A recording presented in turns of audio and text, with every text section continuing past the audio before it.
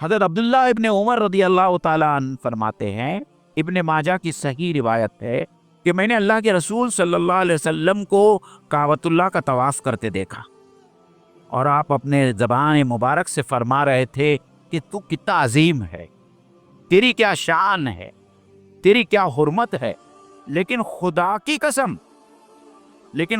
کی قسم ایک مومن کے مال اور جان کی حرمت تیری حرمت سے زیادہ اہم ہے۔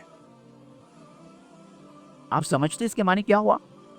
یعنی اگر آپ نے کسی مسلمان کو تکلیف دی، جانی یا مالی یا زبان سے، تو آپ کو جو گناہ ہوگا وہ گناہ کعبۃ اللہ کو نقصان پہنچانے سے زیادہ بڑا گناہ ہے۔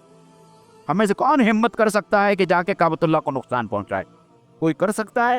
ہم تو چومتے ہیں، چاٹتے ہیں۔ آپ دیکھیے جا کے کہ کعبۃ اللہ کے گرد جو پروانہ وار جو ہے، ایمان والے جو ہے، وہ اس کا طواف کرتے ہیں، ان کی کیا حالت ہوتی ہے، ان کے جذبات کی کیا حالت ہوتی ہے۔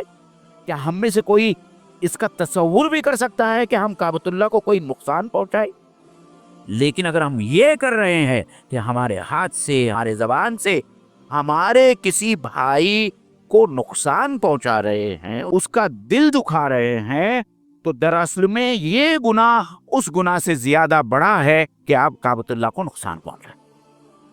تو آج ہم کو یہ سمجھنے کی ضرورت ہے کہ ہمارے معاشرے میں جو کچھ چل رہا ہے، آج کس طریقے سے بھائی بھائی کا دشمن بنا ہوا ہے، کس طریقے سے ہم ایک دوسرے کو جو ہے گالیاں دیتے ہیں، کس طریقے سے لوگوں کی عزتوں کو سڑک پر اچھالتے ہیں، یہ اسلام کے تعلیمات کے عین منافی ہے۔